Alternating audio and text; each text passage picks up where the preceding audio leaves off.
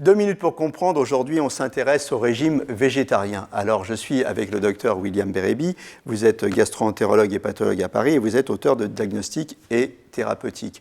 Ce régime végétarien, on en parle beaucoup, certains disent que c'est bien, certains disent que ça provoque des carences. Alors quid du régime végétarien? Alors c'est 2 à 3% de la population, donc c'est beaucoup de gens qui vont consommer, qui vont exclure plutôt de leur alimentation la chair animale.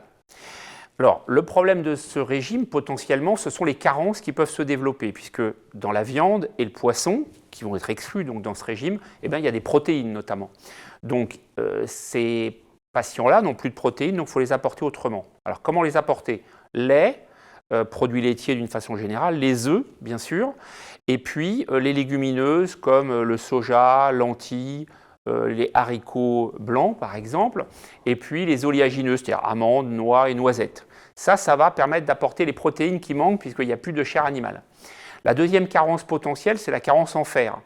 Le fer des végétaux est moins bien absorbé que le fer qu'il y a dans la chair animale, donc il faut en apporter autrement. Donc tofu, haricots blancs, haricots rouges, soja par exemple, tout ça c'est intéressant pour apporter le fer qui serait manquant sinon.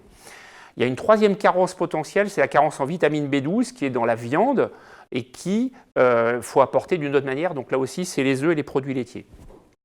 Il y a aussi les oméga 3, les fameux, qui ont un effet anti-inflammatoire et protecteur d'athérome. On les apporte avec de l'huile de lin et de l'huile de colza. Il y a un papier qui est sorti récemment qui établit un rapport entre végétariens et les maladies cardiovasculaires. Et les maladies cardiovasculaires. Alors, quelques secondes.